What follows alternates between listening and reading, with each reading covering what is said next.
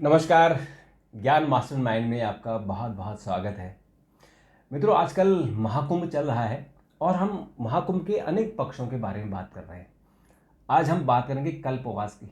कल्पवास आपने सुना होगा, लेकिन ये बहुत कठिन तपस्या होती है और आज सोशल मीडिया के ज़माने में ऐसे ऐसे लोग वायरल हो रहे हैं जिनका इस महाकुंभ से कोई लेना देना नहीं। लेकिन कल्पवास क्या है, कैसे लोग वर्षों से इंतज़ार करते हैं कि वो महाकुंभ आए और वो उसमें कल्पवास करें, अपने घर बार छोड़कर, अपना जो उनका रूटीन होता है उसको छोड़कर, अन्न लगभग आप सोचें कि छोटा ही होता है, और कैसे वो कल्पवास करते हैं। इस कल्पवास का महत्व क्या है, इस पर हम अपने विशेषज्ञ डॉक्टर प्रतीक मिश्र जी से बात करेंगे। डॉक्टर साहब, आपका बहुत बहुत स्वागत है। महाकुंभ के बारे में आपने बहुत सारी चीज़ें बताई हैं, आज कल्पवास के बारे में बताइए, क्योंकि कल्पवास अक्सर सुना जाता है कि लोग कल्पवास करने जाएंगे, और जो हमारी युवा पीढ़ी है, युवा पीढ़ी को इस बारे में कुछ पता नहीं है। कैसे कल्पवास होता है, क्या उसकी प्रक्रिया है, कौन लोग उसमें शामिल हो सकते हैं और वो कितनी कठिन है, इसके बारे में थोड़ा सा बताएं। देखिए, जैसा कि आपने शुरू में अपने संबोधन में कहा कि तमाम तरीके के लोग कुंभ में जा रहे हैं। कुंभ 13 जनवरी से शुरू हो गया है। कुंभ, महाकुंभ की अपनी परंपराएं हैं जो कि धार्मिक हैं। शास्त्रों के अनुसार उन परंपराओं का ज़्यादातर लोग पालन करते हैं वहाँ पे जाके। लेकिन बदलते भौतिकतावादी युग में आज की युवा पीढ़ी और बहुत से अन्य लोग इन धार्मिक आयोजनों, धार्मिक परंपराओं में भी पर्यटन को ढूंढ लेते हैं, मौज मस्ती, सैर सपाटा भी करते हैं। लेकिन अभी भी हमारा देश धर्म प्रधान देश है, धर्म को मानने वाले लोग हैं, और लोग महाकुंभ में बेसिकली मोक्ष की प्राप्ति के लिए जाते हैं। हाँ। उसके अपने तमाम तरीके होते हैं। आपने देखा होगा कि इसमें नागा साधुओं को दीक्षा देने की प्रक्रिया अपनाई जाती है। नागा साधु बनते हैं, तमाम साधु संत साध्वी जो है उनको दीक्षा दी जाती है, और आम श्रद्धालु भी मन में इस इच्छा के साथ जाता है कि हम जाएंगे तो जो महाकुंभ के दौरान जो अमृत है उसके भागीदार बनेंगे, मतलब अमृत की तलाश में जाता है। कल्पवास जो है वो इसी से जुड़ी हुई एक ऐसी प्रक्रिया है जो कि अमूमन लोग इस माघ मेले के दौरान करते हैं। बहुत से श्रद्धालु जाते हैं, अपने अपने तरीके से जाते हैं। कोई गंगा में स्नान किया और गंगा में स्नान करके 1 दिन 2 दिन वहाँ रहा, प्रवचन सुने, साधु संतों के बीच में उनके साथ उनका सानिध्य प्राप्त किया और वापस चला आया। लेकिन एक बड़ी संख्या ऐसी होती है, और विशेषकर इस महाकुंभ में, प्रयाग में, जिसमें लोग 45 दिन का एक व्रत लेते हैं, और वो व्रत जो है वहीं रहते हैं। उसका मैं तब बताऊंगा आपको क्या है, कैसे है। और वहीं रह के जो है साधना, आराधना, सत्संग, ये सारे कार्य करते हैं। मतलब ये जो हमारे सांसारिक जितने जिनकी जो प्रक्रिया होती है उसको छोड़कर, हाँ, सब यानी वो इस वक्त अपने आप को भगवान में लीन कर लेते हैं, भगवान में लीन कर, और अपने आप को खोजने की कोशिश करते हैं कि हम कौन है। और ये कल्पवास जो है ये बेसिकली एक संकल्प है। जैसे कि आप व्रत रखते हैं, आम दिनों में व्रत के अपने अपने तरीके होते हैं। कोई दिन भर का व्रत रखता है, कोई फलाहार पे रखता है, कोई कहता है कि एक बार में खाना खा लीजिए। ऐसे ही इस कल्पवास को लेकर लोग अपने अपना संकल्प लेते हैं। कुछ लोग 45 दिन तक का संकल्प लेते हैं, कुछ लोग 21 दिन का संकल्प लेते हैं, कुछ लोग 11 दिन का संकल्प लेते हैं। ये अपनी अपनी सुविधा अनुसार करते हैं। और हमारी अपनी सनातन धर्म में इस कल्पवास का बड़ा महत्व है जी। माना ये जाता है कि मनुष्य योनि में अगर आपने कल्पवास कर लिया और लगातार 12 सालों तक कर लिया, 12 बार कल्पवास कर लिया, तो आप ये मानकर चलिए कि आपको मोक्ष, आप जन्म मृत्यु के बंधन से मुक्त हो गए और आपको मोक्ष की प्राप्ति हो गई। इसका कितना महत्व है कल्पवास का। और कल्पवास, जो कल्पवासी होते हैं उनको बड़ी श्रद्धा के भाव से देखा जाता है। बिल्कुल, है ना। क्योंकि वो एक साधना करते हैं, एक साधक होते हैं वो। गंगा के किनारे बैठकर वो एक जो साधना होती है उनकी, वो भी एक साधक की तरह होते हैं। उनकी भी दिनचर्या, जीवनचर्या कल्पवास के दौरान साधु संतों से भी कहीं ज़्यादा कठिन होती है, जो कि वो सांसारिक जीवन में रहते हुए करते हैं। कल्पवास का देखिए महत्व कितना है कि बात 1924 की है। ये संगम में जो है, जो अपना प्रयागराज में संगम जी, त्रिवेणी में वहाँ 1924 के कुंभ के दौरान अंग्रेज सरकार ने संगम में स्नान पे प्रतिबंध लगा दिया। हाँ, घाट बहुत बनाए जाते हैं, लेकिन जो महत्व, त्रिवेणी वाला जो महत्व आज भी और अनादिकाल से जो संगम का है, त्रिवेणी घाट, त्रिवेणी जहाँ पर है मिलती हैं तीनों नदियाँ, उसका अपना अलग पौराणिक और पुरातन महत्व है। वहाँ पर क्या किया कि इन्होंने प्रतिबंध लगा दिया, और उसके पीछे वजह बताई कि यहाँ पर जो है फिसलन बहुत ज़्यादा है और कोई बड़ा हादसा हो सकता है। अच्छा, कल्पवास का के नियम में जो सबसे पहला नियम होता है वो ये होता है कि संगम पर ही आपको 3 बार स्नान करना है। हाँ, संगम घाट पर ही 3 बार स्नान करना है। अब वहाँ पर जो उस समय कल्पवासी थे, उनमें बड़ी निराशा हुई, रोष दौड़ गया, और वो सरकार के खिलाफ आंदोलन पर उतारू हो गए। पंडित मदन मोहन मालवीय जी उस समय वहीं थे। पंडित मदन मोहन मालवीय जी को जब ये पता चला, तो पंडित मदन मोहन मालवीय जी संगम पर आए और उन्होंने अंग्रेज सरकार के खिलाफ जल सत्याग्रह शुरू कर दिया। आपने सत्याग्रह बहुत सुने होंगे, हाँ, लेकिन जल सत्याग्रह पहली बार सुन रहे होंगे। और ये जल सत्याग्रह 1924 में पंडित मदन मोहन मालवीय के नेतृत्व में कल्पवासियों ने शुरू किया। संयोग की बात ये थी कि पंडित जवाहरलाल नेहरू भी उस समय वहीं थे, आनंद भवन में, इलाहाबाद में उस समय। उनको जब पता चला कि पंडित मदन मोहन मालवीय जी जो है कल्पवासियों के लिए एक जल सत्याग्रह कर रहे हैं, तो वो भी जो है वहाँ पे पहुँच गए संगम पर, और उन्होंने भी उसका साथ दिया। नतीजा क्या हुआ कि जनता के बढ़ते विरोध और दबाव के बीच अंग्रेजों को वो अपना झुकना पड़ा। तो ये है कल्पवास की ताकत और कल्पवासियों की श्रद्धा। उस श्रद्धा के आगे अंग्रेजों को अपना जो है जो प्रतिबंध था वहाँ पे उन्होंने लगा रखा था कि यहाँ स्नान नहीं करने देंगे, वो स्नान करने दिया, और वहाँ पर व्यवस्थाओं को ठीक किया जो फिसलन वगैरह थी।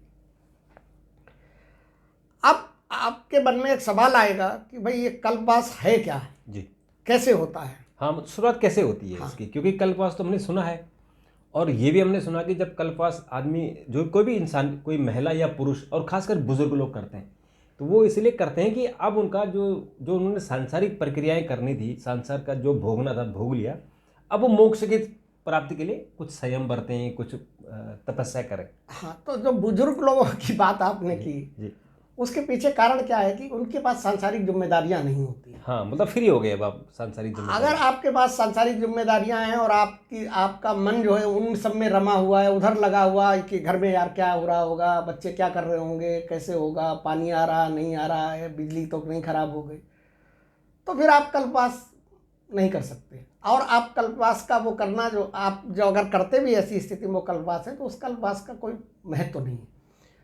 तो इसलिए अमूमन देखा ये गया है कि जब लोग अपनी जिम्मेदारियों से मुक्त हो जाते हैं परिवार में, तो फिर वो गंगा के किनारे कल्पवास करते हैं। ऐसा नहीं कि कल्पवास संगम में ही होता है, लेकिन संगम पर कल्पवास का अपना महत्व है।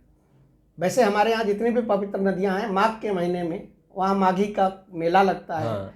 और उस मेले में लोग एक एक महीने 15-15 दिन जो है, और ये कल्पवास जो है वो मकर संक्रांति से शुरू होता है, जब सूर्य मकर राशि में प्रवेश करता है, और बसंत पंचमी तक रहता है। इतने दिन के बीच का होता है। अब वो मैंने पहले ही आपको बताया कि ये आपका अपने संकल्प पर है, अपने उस पर है कि आपको कितने दिन का कल्पवास करना है। बड़ी कठिन प्रक्रिया है कल्पवास की। जहां 4 जगह कुंभ लगता है, प्रयाग, हरिद्वार, उज्जैन और नासिक, ये 4 जगहों पे कुंभ लगता है। लेकिन कल्पवास जो है खाली प्रयाग में ही होता है। इन 3 जगहों पे कल्पवास नहीं। हाँ, कल्पवास केवल प्रयागराज में होता है, संगम पे होता है। संगम। कल्पवास के बारे में हमारे पद्म पुराण में बहुत विस्तार से जानकारी दी गई है। आपके रामचरितमानस में तुलसीदास जी ने भी कल्पवास के बारे में काफ़ी व्याख्या की है। महाभारत में भी कई जगह इसका कल्पवास का उल्लेख मिलता है। तो मतलब ये हमारी जो परंपरा है ये काफ़ी प्राचीन परंपरा है और सनातन धर्म की मुख्य परंपराओं में से एक है, धार्मिक परंपराओं में से है।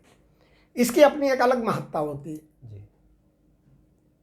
इसमें भी तरीके अलग अलग है कि आपको संकल्प लेना होता है कि आप कैसे कल्पवास करना चाहते हैं। दिन में मैंने कहा ना संकल्प व्रत के कैसा लेंगे हम? हाँ। दिन में एक बार खाना खाएंगे? हाँ, या मतलब नहीं पूरे दिन खाएंगे? निराहार रहेंगे, निराहार रहेंगे? हम फलाहार पे रहेंगे 45 दिन तक। हाँ। तो ये कल्पवासी के ऊपर अपना उस पर निर्भर करता है कि वो किस तरीके से करता है। अब देखिए इसका कल्प नाम क्यों पड़ा जी। और कल्पवास का मतलब क्या है। ब्रह्मा जी का एक दिन जो है उसको कल्प कहा जाता है। एक दिन को ब्रह्मा जी का जो एक दिन, ब्रह्मा जी का एक दिन मतलब हमारा कितना, हम कैसे कैलकुलेट करें उसको? अभी हम बता देंगे आपको इसको, आपके कितने साल का होगा आपका जी। अब आपके 4 युग हैं जी। कलयुग, द्वापर, त्रेता और सतयुग। जब ये 4 बार, जब चारों युग 1000 बार आते हैं, समझ रहे हैं आप? 1000 बार। कलयुग, द्वापर, त्रेता और सतयुग, जब ये चारों युग 1000 बार आते हैं तब वो अवधि जो है ब्रह्मा जी के एक दिन या एक रात के बराबर होती है। आप अंदाज तो जैसे लगाइए। कलयुग के बारे में कहा जाता है कि ये तो लाखों हाँ। साल का होगा, लाखों साल। यानी कि अगर आप कह रहे थे कि हमारी गणना में क्या होगा, तो हमारी गणना के हिसाब से 432 करोड़ साल हुए। बताइए, 432 करोड़ साल ये हमारे लिए, क्योंकि हम इंसान, हमारी उम्र तो जो एक एवरेज है वो 70 साल है।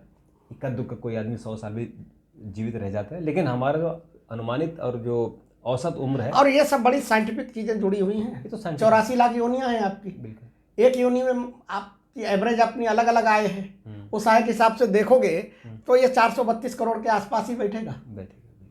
ये है भारत की संस्कृति, ये है भारत का विज्ञान, ये भारत के मनीषियों और की पता नहीं खोज कब का है। लिखा गया है। हाँ। किसी को ये भी अनुमान नहीं कि कितने तो साल, ब्रह्मा जी का जो एक या दिन जो होता है जिसे कल्प बोला जाता है, और ब्रह्मा जी के एक दिन को कल्प बोलते हैं, तो वो कल्प जो है वो चारों युगों को 1000 बार जब आते हैं तब जो है एक कल्प माना जाता है। अब देखिए कल्प की कैलकुलेशन कैसे की, जो मैंने आपको बताई 432 करोड़ साल कैसे होते हैं। हर युग की अपनी एक आयु होती है। सतयुग की आयु थी 17,28,000, त्रेता की थी 12,96,000, द्वापर 8,64,000, और सबसे कम आयु जो है वो आपको पता, जानकारी के लिए, कलयुग की है जिसकी 4,32,000 है। अगर आप ऐसे कैलकुलेट करेंगे तो 1000 साल बीतेंगे तब एक कल्प होगा। और पृथ्वी की गणना के हिसाब से मैंने आपको बताया कि 432 करोड़ साल का जो है ये कैलकुलेशन आती है। तो मतलब एक कल्प वास करने में आपको 45 दिन का एक कल्प वास करने में आपको इतने की मोक्ष की प्राप्ति। तो हाँ, अब सोचिए कि आप 4,27,00,000 साल के बराबर एक कल्पवास। हाँ। तो सोचिए आपकी जो तपस्या है वो 4 करोड़ वर्षों के बराबर है। हाँ। इसका कितना शुद्धि आपको और कितना आनंद मिलता होगा। और हमारे पद्म पुराण में जो लिखा उल्लेख किया है उसमें है कि जो कल्पवासी 12 साल तक लगातार कल्पवास करते हैं उनको मोक्ष की प्राप्ति होती है। मतलब वो जीवन और मरण के झंझट से मुक्त हो जाते हैं। हाँ, झंझट से मुक्त। कि हर साल आपको जन्म लेना पड़ता है, आपको गर्भ में रहना पड़ता है। अगर इंसान बढ़ते हैं तो 9 महीने तक आपको, कहते हैं कि जो गर्भ में जब रहता है, जो हमारे शास्त्रों में लिखा हुआ है कि हमारे जो सबसे कठिन, सबसे जो खराब समय होता है वो गर्भ का होता है। कि आप गर्भ 9 महीने तक गर्भ में रहते हैं, और जब आप गर्भ से बाहर आते हैं, इस सांसारिक दुनिया में आते हैं, तो फिर दूसरे कष्ट, दूसरे संघर्ष शुरू हो जाते हैं। तो उससे मुक्ति मिल जाती है। अब आप भगवान के पास रहेंगे। जैसे कि हमारे जो पंचदेव हैं वो अमृत उन्होंने पिया हुआ है, वो अमृत वो हमेशा के लिए चिरायु है। तो ऐसे ही अगर आपने 12 साल लगातार कल्पवास किया तो आप भी इस मुक्ति से, आने जाने का जो ये संसार में अब आते हैं, चले जाते हैं, मर जाते हैं, तो ये जीवन और मरण के से अब मुक्ति आपको मिलती है। देखिए क्या है ना कि हमारे अपने सनातन में मोक्ष के तमाम तरीके बताए गए हैं। कोई किस तरीके से साधना, कई साधनाएं हैं। कोई किसी साधना से मोक्ष की तरफ बढ़ता है, कोई किसी साधना की, अघोर संप्रदाय की मोक्ष के लिए अलग साधना है। नागा संप्रदाय की मोक्ष के लिए अलग साधना है, शैव की अलग है, वैष्णव की अलग है, उदासीन अखाड़े के साधुओं की अपनी अलग है। तो ये तमाम परंपराएं हैं। उसी में ये जो है ये कल्पवास कल्पवास भी तो साधारण मनुष्यों के लिए हो गया, ये भी क्योंकि जो साधु संत है उनके तो अपने तरीके हैं ही। नहीं, साधु संत भी कल्पवास करते वो भी कल्पवास करते हैं, पर उनके और भी तरीके हैं। हाँ, उनके अपने तरीके हैं, लेकिन जो सामान्य साधु संत है वो भी कल्पवास करते हैं। हाँ, कल्पवास करते तो हैं। ये कल्पवास जो है ये भी मोक्ष की जो परंपरा है, या जो मोक्ष की तरफ आप जाना चाहते हैं उसके लिए ये भी बहुत कठिन साधना है। ये सामान्य साधना नहीं है। इसमें पूरा आपको अपने मन वचन कर्म सबके आप पर जो है आपको पूर्ण नियंत्रण होना चाहिए। वो मैं बताऊंगा 21 नियम है इसके। 21 नियमों का पालन करना होता है उस कल्पवासी को। कितना करते हैं वो अलग चीज़ है, लेकिन अगर आपको एक कल्पवासी से आप बात करेंगे और एक कल्पवास आपको कल्प करना है कल्प में, तो आपको किन नियमों का पालन करना पड़ेगा। अब देखिए, अब आपको एक उत्सुकता होगी कि ब्रह्मा जी का एक दिन एक कल्प होता है जी। तो इस ब्रह्मांड में अभी जानते हो कितने दिन हुए जी। ब्रह्मा जी के? जी। 12वां दिन चल रहा है। ओह, 12 दिन। अब सोचिए आप, 12 दिन चल रहा है और हमें 4 लाख साल अभी इस कलयुग में रहना है। मतलब आप ये समझिए कि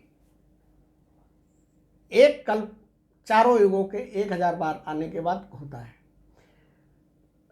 एक कल्प का मतलब ब्रह्मा जी का एक या दिन रात, ब्रह्मा जी के एक दिन को एक कल्प करते हैं। बिल्कुल। तो ब्रह्मा जब से सृष्टि की स्थापना हुई है, ब्रह्मा जी के अपनी कैलकुलेशन के हिसाब से, अपनी गणित के हिसाब से वह आज भी अभी 12वां दिन चल रहा है। ठीक है, 12वां दिन कैसे चल रहा है ये भी आप समझिए। हाँ, थोड़ा सा इसका भी गणित बताइए। जैसे कि आपने देखा होगा कि हम लोग कोई भी पूजा पाठ करते हैं, कोई भी सनातनी कोई भी पूजा पाठ करे, कोई कर्म कांड करे, कोई धर्म का कार्य करे, तो पंडित जी आपको संकल्प कराते हैं। आपने बिना उसके संकल्प के कोई पूजा या कोई अनुष्ठान पूरा नहीं होता है। तो उस संकल्प में कहा जाता है, जम्बू दीपे और ये सारी चीजें की जाती है। उसी में जो बोला जाता है, श्री श्वेत 12 कल्पे, 12 कल्प, मतलब 12वां कल्प चल रहा है। 12वां कल्प चल रहा है। इससे पहले 11 कल्प हो चुके हैं। तो अब ये आप देखिए कि ब्रह्मा जी के दिन में और रात में और हमारे सामान्य मनुष्य के और दिन और रात में कितनी बड़ा अंतर है, कितनी मतलब करोड़ों साल का अंतर है। करोड़ों साल का। और जो जिन्होंने लिखा है 12 कल्पे, तो उन्होंने कितने, बहुत प्राचीन, कई हजारों लाखों साल पहले। ये तो हमारे वैदिक उसमें जो है पुराणों शास्त्रों में ये संकल्प की विधि लिखी हुई है ना, कि संकल्प कैसे किया जाएगा। तो ये आज का थोड़ा लिखा हुआ है। तो उन्होंने जो लिखा है उनके हिसाब से ये 12वां कल्प चल रहा है। 11 कल्प अब तक बीत चुके हैं। कल्पवासी के क्या नियम होते हैं, कल्पवास कैसे करना चाहिए, इन सब के बारे में पद्म पुराण में महर्षि दत्तात्रेय ने बहुत विस्तार से लिखा है कि एक कल्पवासी को क्या क्या करना चाहिए। उन्होंने 21 नियमों के बारे में बताया कि इन 21 नियमों का पालन एक कल्पवासी को करना चाहिए। सबसे पहला नियम जो है कि आपको झूठ नहीं बोलना है। यही एक बहुत बड़ी बात है आज कलयुग में। सबसे बड़ी बात है क्या झूठ बोल के सारा काम धंधा चल रहा है। हाँ, कलयुग में ये सारा धंधा वो झूठ से ही चल रहा है। तो सबसे पहला जो नियम है वो आपको सत्य बोलना है, झूठ नहीं बोलना है। दूसरा उससे भी कठिन है, आपको अहिंसा। आए दिन मारपीट, आए दिन झगड़ा, आए दिन जो मांस खा रहे हैं लोग, ये भी तो हिंसा है। ये भी तो मतलब कलयुग के हिसाब से, और कलयुग में जिस तरीके की चीज़ें, अब जिस तरीके का कलयुग जिस स्थिति में चल रहा है, उस स्थिति में और आने वाले दिनों में आप ये मान के चलिए कि ये जो कल्पवास के नियम है ना, ये बहुत कठिन हो जाएंगे। ये किसी अघोरी और नागा साधु की जो साधनाएं होती हैं उससे भी ज़्यादा कठिन आपको नजर आएंगे, क्योंकि चीज़ें उसी हिसाब से अत्याचार, अनाचार और ये सारी चीज़ें बढ़ती चली जाएंगी। उस दौरान जो है आपको सत्य बोलना 45 दिन तक, झूठ नहीं बोलना है, आपको हिंसा नहीं करनी है, सारे प्राणियों पे आपको दया भाव दिखाना है, हर प्राणी में आपको ईश्वर का अंश देखना है, मतलब, और तभी आप दया करेंगे। अपनी इंद्रियों पे नियंत्रण रखना है, बुरा देखना नहीं है, बुरा करना नहीं है, बुरा सुनना नहीं है, और बुरा बोलना नहीं है। तो आपको इंद्रियों पे नियंत्रण करना है। पांचवा जो है ब्रह्मचार्य का पालन करना। बिल्कुल। छठा जो है, अगर आपके अंदर कोई व्यसन है तो कल्पवास के दौरान ये सब नहीं चलेगा कि आप सिगरेट भी पिएंगे और सब कल्पवास करेंगे, शराब का भी सेवन करेंगे या मांस मदिरा का भी करेंगे, तो ये सब कल्पवास में नहीं चलेगा। कल्पवास का मतलब ये पूर्ण शुद्ध रूप से आपके जितने व्यसन हैं उन सबको त्याग दीजिए 45 दिन के लिए, ठीक है ना।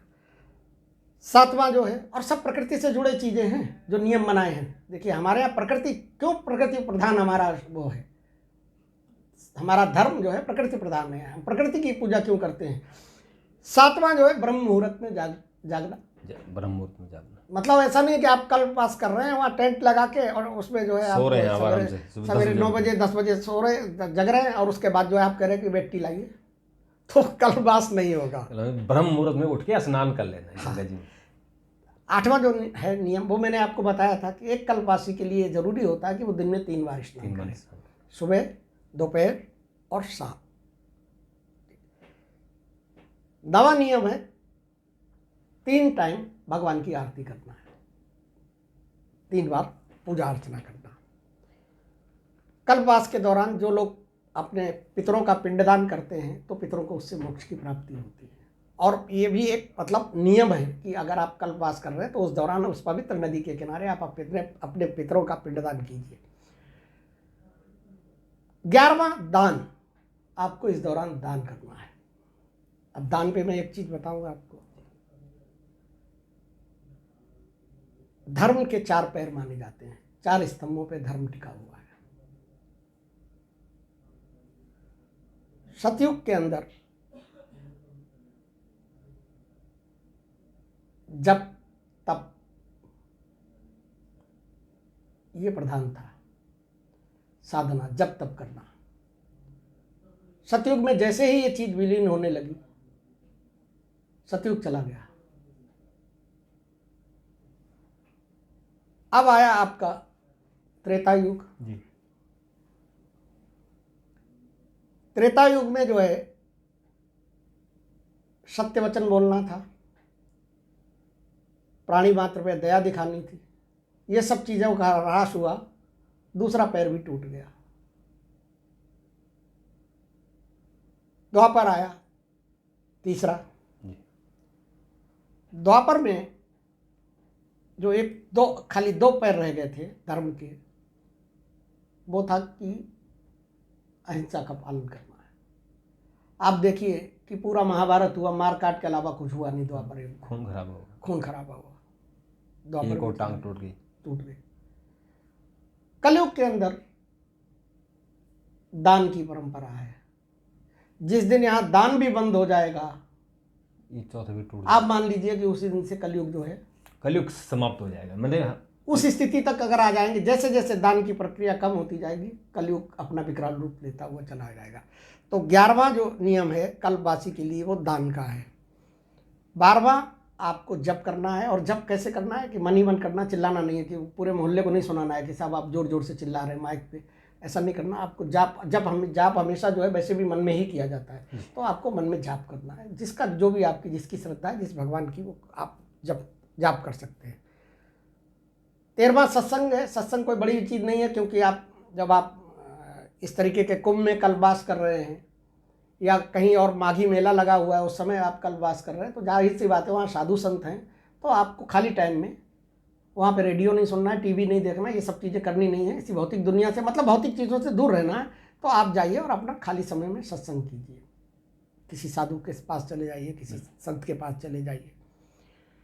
14वां जो है कल्पवास का जो अपना एक क्षेत्र होता है कि ये कल्पवास का एरिया है, ये कल्पवासियों की जगह है, तो उस क्षेत्र से बाहर नहीं जाना। और बाहर नहीं जाने के पीछे एक कारण यही है कि अगर बाहर जाएंगे तो आप फिर दुनियादारी की चीज़ों में फिर आपका दिमाग लिप्त हो जाएंगे और दिमाग आपका जो है डाइवर्ट हो जाएगा। तो इसलिए एक नियम ये बनाया गया कि आप जो संकल्पित क्षेत्र है वो कल्पवास का, उसके अंदर ही आपको रहना है। 15वां नियम ये भी देखिए कितना इस समय की परिस्थितियों में कितना मुश्किल है, कितना त्याग करता है एक कल्पवासी, कि किसी की आलोचना नहीं करना, किसी की निंदा नहीं करना, किसी की बुराई नहीं करना। ये आज के ज़माने में अगर आदमी को एक दिन के लिए बोल दिया जाए कि आज एक दिन भर आपको जो है सत्य बोलना है, आपको अहिंसा नहीं करनी है, आपको किसी की निंदा नहीं करनी है, तो मुझे लगता है कि एक दिन भी नहीं कर पाएगा आदमी, नहीं कर बहुत कम लोग कर पाएंगे। बिल्कुल तो ये 15वां जो नियम है वो किसी की निंदा, आलोचना या बुराई करना नहीं है। बिल्कुल 16वां नियम है कि आप साधु सन्यासियों की सेवा कीजिए। आपके जो बड़े बुजुर्ग हैं, अगर आपके साथ आप 4 लोग हैं, आपसे बड़े बुजुर्ग लोग हैं, तो आप उनकी सेवा कीजिए। जितनी सेवा करेंगे उतना ही आपको पुण्य मिलेगा। 17वां जो है जाप और कीर्तन वगैरह आप अपना करते रहिए, वहाँ पे चलता है। तो 18वां नियम ये है कि भोजन आपको एक बार करना है। लेकिन बहुत से लोग कल्पवासी क्या करते हैं कि वो फलाहार पे रहते हैं, दोनों टाइम भोजन नहीं करते। लेकिन जो नियम है, जो दत्तात्रेय भगवान ने जो नियम बताए हैं, पद्म पुराण में जो नियम है, उस नियम के अनुसार आपको एक बार का भोजन लेना भोजन है। करना चाहिए। आपको जमीन पे सहन करना है। हाँ 19वां नियम। बिस्तर में या चारपाई में नहीं सोना, हाँ, तो जमीन में ही आपको एक कोई आलीशान नहीं होना चाहिए। मतलब आपको चाहे घास फूस हो जाए तो ठीक है, नहीं तो एक दरी हो जाए बस। हाँ दरिया। 20वां नियम है कि जैसे लोग अलाव और भी सब चीज़ें कर लेते हैं, आप देखिए कितना कठिन होता है। तो ये सब आपको नहीं करना है कि मतलब अलाव जला दिया, आप ताप रहे हैं, ये सब कर रहे हैं। अग्नि का सेवन नहीं करना। अग्नि सेवन नहीं करना, मतलब कि आपको कृत्रिम गर्मी नहीं लेनी है, क्योंकि माघ महीने में ठंडाई होती है, ठंड होती है, सर्दी होती है। तो उस सर्दी में आप उसमें आप शरीर को मजबूत करना है, चाहे योग करिए, योग की और जो सबसे अंतिम है 21वां जो है, वो आप अपने इष्ट की, देव की पूजा कीजिए। तो कुल मिला के ये जो 21 एक जो 45 दिन का जो व्रत है, इसमें इन 21 नियमों का पालन करना है। और इनमें सबसे ज़्यादा महत्वपूर्ण, आप जनरली लोग कर लेते हैं सारी चीज़ें, लेकिन आपको ब्रह्मचर्य का पालन बहुत ज़रूरी है। आपको व्रत रहना है, आप एक बार भोजन कर सकते हैं, आपको भगवान का पूजन करना है, सत्संग करना है, ज़्यादा से ज़्यादा दान देना है। ये 4-5 चीज़ें बहुत महत्वपूर्ण हैं। तो आप ये मान के चलिए कि ये कल्पवास जो है, ये एक मोक्ष प्राप्त करने की, पुण्य प्राप्त करने की, भगवान के और नज़दीक जाने की एक कठिन साधना की प्रक्रिया है। ऐसा नहीं है कि ये मतलब बहुत आसान सी चीज़ है और हर कोई कल्पवासी बन जाता है। इसीलिए ज़्यादातर जो आपने शुरू में कहा था, और वास्तविकता भी यही है कि कल्पवासी जो होते हैं वो सारी परिवार की जिम्मेदारियों से जब मुक्त हो जाते हैं तो वो कल्पवास करने जाते हैं। मैं बताऊं आपको, हमारे फर्रुखाबाद में गंगा नदी के किनारे माघ मेले का आयोजन होता है और उसको बोलते हैं रामनगरिया। तो जैसे ये मतलब ये तो महाकुंभ का आयोजन है, तो बहुत बड़ा आयोजन है, इसमें करोड़ों लोग आ रहे हैं। लेकिन उसमें भी इस माघ महीने में, इन्हीं 45 दिनों में, उसके किनारे लोग जो है, जैसे आपने पहले देखी होगी झाड़ फूस की जो झोपड़ी होती है, हाँ। उस तरीके की झोपड़ियाँ बनती हैं। हाँ। और कई बार मैं भी बचपन में वहाँ गया, कल्पवासी आते हैं, कल्पवास में रहते हैं। और वो ज़्यादातर लोग जो है, जो एक बार भोजन करते हैं, वो भोजन जानते क्या करते हैं, उसमें जो भोजन की प्रधानता होती है वो खिचड़ी खाते हैं। कि उसमें नमक नहीं डालते हैं और तेल वगैरह इसका इस्तेमाल नहीं करते हैं, एकदम सात्विक खाना और करते हैं। और वहाँ जमीन पर लेटते हैं। मतलब वो पुआल बिछा लेते हैं। हाँ, उसी में सोते हैं। ठीक है, और उसी पे बिस्तर होते हैं और वहाँ पे सोते हैं। बिल्कुल। जब मैं भी छोटा था तो तब हमने भी अपने बुजुर्गों से सुना था ये कि जब कल्पवासी जाता है तो बाकायदा पूरी तैयारी के साथ जाते हैं। पूरा जो मोहल्ला या अपना गांव है, वो गांव उनको विदा करने जाता है। ये बहुत बड़े एक तप के लिए जा रहे हैं। नहीं, देखिए ये ऐसा ही है जैसे कि हज यात्री जाते हैं मुस्लिमों में, हज की यात्रा करने जाते हैं, बड़ा पवित्र माना जाता है, बड़ी कठिन साधना, वो वहाँ यात्रा कठिन मानी जाती है। साथ में अपना कफन लेके जाते हैं। ठीक है ना। तो हमारे यहाँ कल्पवासी की विदाई के पीछे भी यही कारण है कि बहुत से कल्पवासी जो है अपना शरीर भी वहीं त्याग देते हैं, क्योंकि जितनी कठिन है, कठिन के अलावा जो मौसम जो कठिन होता है, विपरीत परिस्थितियां होती हैं, और उसमें आपको, और वो मानसिक तौर पे भी यही सोच के जाते हैं कि अगर हमें यहीं मुक्ति मिल जाए तो गंगा के किनारे हमें मुक्ति मिल जाएगी। तो ये आप समझिए कि ये हमारे सनातन धर्म की एक बड़ी महत्वपूर्ण, और घर से एक थाली और एक कुछ पकाने के लिए नहीं, ज़्यादा कोई चीज़ें जाती ही नहीं है ना। अब उनसे, जैसे कल्पवासी, मान लो किसी के परिवार में किसी के माँ बाप या किसी के दादा दादी कल्पवास करने गए, तो अब अगर नज़दीक हैं आप, जैसे कि हम जहाँ का बता रहे हैं, तो वहाँ उसके आसपास के एरिया के लोग जो हैं वो जाते हैं तो एक पंथ कई काम हो जाते हैं कि भाई एक तो हमारे दादा दादी हमारे माता पिता जो है कल्पवास कर रहे हैं तो उनके लिए फलाहार लिए गए, कुछ ज़रूरी चीज़ें लिए गए, दूध लिए गए, इत्यादि चीज़ें ले गए, ठीक है। दूसरा क्या है कि आपका गंगा स्नान हो गया। तीसरा क्या है कि आप इतनी आपाधापी की दौड़ भाग दौड़ की ज़िंदगी में आपको थोड़ी देर जो है मन में सत्संग कानों में आपके गूंजने लगा, क्योंकि वहाँ ये सब आपके फिल्मी गाने और ये सारी चीज़ें तो वहाँ होंगी नहीं, वहाँ साधु संतों के प्रवचन चलते हैं या धार्मिक गीतों का वो होता है जो आपने धार्मिक मन शांत हो जाता है, तो एक आपका पवित्र मन हो शांत जाता हो जाता है और आपको अच्छा लगता है कि गंगा के किनारे जाके और आपने और वो एक पुण्य भी माना जाता है कि आपने कल्पवास। और ऐसा नहीं कि अपने ही परिवारी जनों को, बहुत से लोग तो क्या करते हैं, मैं बताऊं आपको, शहर के बहुत से लोग जो आसपास के होते हैं और यहाँ कुंभ में भी ऐसा है कि जो दानी किस्म के लोग होते हैं, क्योंकि हमारे सनातन धर्म में ये माना जाता है कि ये महीना जो होता है ना, ये दान पुण्य का महीना होता है मकर संक्रांति के बाद। और शुरुआत आप देखते होंगे मकर संक्रांति की शुरुआत ही दान से होती है। हाँ, दान से होती है। उस दिन खिचड़ी दान करते हैं। तो अपनी अपनी श्रद्धा है कितना क्या आप दान कर सकते हैं, लेकिन दान से शुरू होती है। तो ये महीना दान का होता है। तो ऐसे बहुत से श्रद्धालु जो होते हैं, बहुत से धर्म प्रेमी जो जनता होती है, वो तमाम कल्पवासियों के लिए फल वगैरह ले जाते हैं, चाय ले जाते हैं, दूध ले जाते हैं और पुण्य कमाते हैं। वो भी उनके पुण्य का कुछ हिस्से का बंटवारा कर लेते हैं। तो ये है कल्पवास की कहानी। तो ये कल्पवास आपको कैसा लगा जरूर बताइएगा, क्योंकि ये ऐसा तप है कि जहाँ जन्म जन्मांतर का, जन्म मरण का और जो जीवन मरण का, कहते हैं कि पैदा होना है फिर मर जाना है, उनसे मुक्ति का एक बहुत बड़ा साधन है। और आपको प्रोग्राम कैसा लगा जरूर बताइएगा। और अगर आपको और भी ऐसी तरह के कोई प्रोग्राम आप जानना चाहते हैं तो कमेंट कीजिएगा, हम उस पर प्रोग्राम लाएंगे। डॉक्टर साहब, आज आपकी टिप्स क्या है, क्योंकि आप जो टिप्स बताते हैं वो हमारे जीवन के लिए जो रूटीन के काम है, जो छोटी छोटी चीज़ें हैं जहाँ हमें कष्ट होता है, अगर हमें कोई मंत्र मिल जाए तो कभी कभी बहुत सफल हो जाता है। देखिए, छोटी छोटी विधियाँ हैं जी, और इन छोटी छोटी विधियों के बड़े साइंटिफिक महत्व हैं और आपकी रोज़मर्रा की जो चीज़ें हैं, परेशानियां हैं, वो आप इनसे ये दूर हो जाती हैं। बिल्कुल, अगर आप मन से करेंगे तो 100% इसका आपके डॉक्टर जो मेडिकल में आप जाते हैं, अगर आप सही तरीके से अगर आप मेडिटेट करते हैं, अगर आप इन जो उपाय हमारे बुजुर्गों ने, हमारे शास्त्रों ने बताए हैं, उनका अगर आप अध्ययन करते हैं, ध्यान देते हैं, तो आपकी प्रॉब्लम सॉल्व हो जाती है। देखिए, मैं आपको बताऊं, मैं आपको अभी बता रहा हूँ किस्सा। लॉ ऑफ अट्रैक्शन पे हम लोगों ने बात की थी उस दिन। ये बहुत बड़ी चीज़ है जी, और लोग इस चीज़ को समझते नहीं, मजाक में उड़ाते हैं। मैं आपको अपने घर की बताता हूँ, मैं अपने बेटे के बारे में बताता हूँ। उसने नीट यूजी का जब एग्ज़ाम दिया था तो उसने एक स्कोर लिख रखा था दीवार पे, जहाँ वो पढ़ता था, बालकनी में पढ़ता था, तो वहीं पर उसने रख रखा था। और जाहिर सी बात है कि वो उसके दिमाग में बार बार रहता था, उस पर नजर उसकी जाती थी बार बार। लॉ ऑफ अट्रैक्शन उसके मतलब उसका टारगेट था, उसने टारगेट फिक्स कर मुझे लिया था, नीट क्लियर करना। उसने नीट क्लियर किया, ठीक है। उसके बाद वो बाहर चला गया पढ़ाई के लिए। अभी उसका ये टेस्ट था एफएमजी का, फॉरेन मेडिकल स्टूडेंट का जो टेस्ट होता है, उसमें भी अपने रूम के अंदर उसने बोर्ड पे बड़ा बड़ा 200 लिख रखा था। मतलब लोगों को लगेगा कि कहानी कह रहे हैं और ये बात मतलब सच है। हाँ, और ये तो प्रत्यक्ष प्रमाण, ये प्रत्यक्ष प्रमाण है। और इस बार बहुत टफ पेपर था, मुझे भी पता है, इस लाइन के जो लोग हैं उनको भी पता है, जो लोग देखेंगे वीडियो उनको पता है, अगर उनमें मेडिकल का कोई व्यक्ति होगा तो उसको पता होगा, बहुत टफ था पेपर।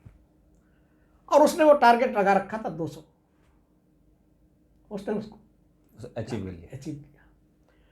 तो इसका बड़ा महत्व है। तो ये छोटी छोटी चीज़ों को आप हल्के में मत लीजिए कि आपको लग रहा है कि बहुत हल्की चीज़ें हैं, नहीं। और ये सब ध्यान रखिए आप कि अगर आप लॉ ऑफ अट्रैक्शन मानते हैं और नहीं मानते कोई बात नहीं, आप जरूर मानिए। और अपने जगह जगह, अपने घर में, अपनी किताब के अंदर, अपने लैपटॉप पर, अपने मोबाइल, अपने किसी भी जो आपको, जिसको आप बार बार देखते हैं, उस पर आप अपने टारगेट को लिख दीजिए, जरूर सफल होगा। और फिर इस बार हम एक और अलग से एक एपिसोड करेंगे कि अभी मैं आज की टिप्स आपको बता दूं एक छोटी सी। मैं इसलिए कह रहा हूं कि देखिए, ये कोई मनगढ़ंत कल्पनाएं नहीं है, इन सब के पीछे साइंटिफिक चीज़ें हैं। लॉ ऑफ अट्रैक्शन हमारा नहीं है, ये विज्ञान का है आज की डेट में। हमारे सनातन काल में तो बहुत पहले इसके बारे में था उल्लेख, लेकिन अब तो विज्ञान इस चीज़ को मानता है ना। अब मैं आज का देखिए छोटी सी चीज़, बहुत छोटी चीज़ बताता हूँ आपको। फिटकरी होती है जी, फिटकरी होती है। फिटकरी का काम क्या है कि सफाई करना, सफाई करना। एंटीबायोटिक हो तो उसका एंटीबायोटिक है, फंगल है, दुनिया भर की चीज़ें, घाव हो जाए, मेडिकल में तमाम चीज़ों में होता है। और सबसे ज़्यादा उसका यूज़ जो होता है वो पानी को साफ करने में पानी होता को है। साफ करना। मतलब गंदगी को दूर करना। बिल्कुल ना। ऐसे ही आपके जो जीवन की जो गंदगी है, गंदगी मीन्स जो नेगेटिव एनर्जी है, नकारात्मक एनर्जी है, आप एक काम कीजिए और इसको आजमाइए, देखिए कि आज के युग में देखिए ईर्ष्या, द्वेष, राग, ये सारी चीज़ें बहुत ज़्यादा मात्रा में। तो क्या है कि जो आपके परिचित हैं, आपके सगे संबंधी, वो भी जब आपके घर आते हैं तो आपकी हो सकता है प्रगति को देख के वो कुंठित होते हो, उनके अंदर ईर्ष्या की भावना होती हो, उनके अंदर जलन की भावना होती हो। तो आप सबसे पहला काम कीजिए कि अपने मुख्य द्वार पे ऊपर एक फिटकरी आप पंसारी की दुकान पे जाएंगे तो डेला मिलता है, डेला मिल मतलब जाता है, या जो चौकोर मिल जाता है। चौकोर मिलती है, चौकोर ही मिलनी है और उतनी ही कम से कम 50 ग्राम वजन होना चाहिए, 40 ग्राम 50 ग्राम वजन। उसको एक काले कपड़े में बांध के आप लटका दीजिए। अंदर से या बाहर से? बाहर से। अच्छा, बाहर से मतलब जैसे ही आदमी जाए तो उसकी जो अगर उसकी नेगेटिव एनर्जी है, जो बाहर से कोई आदमी आए हाँ, तो उस पर नजर पड़े, अच्छी बात है, नहीं भी पड़े तो वो नेगेटिव एनर्जी जो भी है उसको रिफ्लेक्ट करेगी, वो आपको वापस भेजेगी और नकारात्मक ऊर्जा आपके घर के अंदर नहीं आएगी। और इसके बाद एक काम और कीजिए कि आप अपने घर के अंदर के चारों कोनों में एक एक टुकड़ा रख दीजिए, नीचे जमीन पे कहीं पे, ठीक है। तो उसका फायदा क्या है? एक तो उससे बैक्टीरिया वायरस में बड़ी मदद मिलेगी आपको, और दूसरे क्या है कि नकारात्मक ऊर्जा आपके घर की के अंदर की भी दूर होगी। अगर बाई चांस पहले से थोड़ी बहुत है, बाहर से तो नहीं आएगी क्योंकि वो बाहर आपका टगा हुआ आपने। अब ये ऐसा नहीं कि परमानेंट आपने एक बार टांग दिया परमानेंट, इसको महीना भर बाद 15 दिन बाद आप इसको चेंज करते रहिए। इसके साथ ही फिटकरी का सबसे और एक बढ़िया तरीका है, जनरली लोग करते हैं कि नमक डाल के पोछा लगवा देते हैं घर में एक सप्ताह में। अगर आप नमक डाल के लगवाते हैं ठीक है, लेकिन सप्ताह में एक दिन मान के चलिए कि आपको फिटकरी डाल के भी पोछा लगाना है या लगवाना है, तो शोधन की प्रक्रिया हो जाएगी। तो ये बहुत बढ़िया टिप्स है, छोटी छोटी चीज़ें हैं, इनको आप करिए, इनका आपको रिजल्ट नजर आएगा। बिल्कुल। और कल हम एक चीज़ और फिटकरी से रिलेटेड एक चीज़ और बताएंगे, अगर आपको बुरी नज़र लगी है। अरे वो मैं फिटकरी के बहुत महत्व है, मैं तो अभी केवल एक टिप्स बता रहे थे आपको। कल आपको एक और बताएंगे, कल आप जरूर फिटकरी के बहुत से हैं, टोना टटकार, आपकी नज़र, ये सारी चीज़ें फिटकरी से उतारी जाती है। और जरूर आप इसका ध्यान रखिएगा और प्रोग्राम को कल देखना ना भूलें, क्योंकि कल हम इससे भी और महत्वपूर्ण जानकारी आपको देंगे। डॉक्टर साहब आपने बात की, आपका बहुत बहुत धन्यवाद। और मित्रों, आप भी चैनल को सब्सक्राइब करें, अगर आपने अभी तक सब्सक्राइब नहीं किया है। अपने मित्रों को भेजिए और बच्चों को, जो युवा पीढ़ी है उनको जरूर भेजिए और अपने कमेंट जरूर दीजिएगा। अगर आपको लगे कि कोई और प्रोग्राम ऐसे कुछ बनाना है जिसकी बहुत आपको ज़रूरत है, हम जरूर बताएंगे। तब तक के लिए नमस्कार।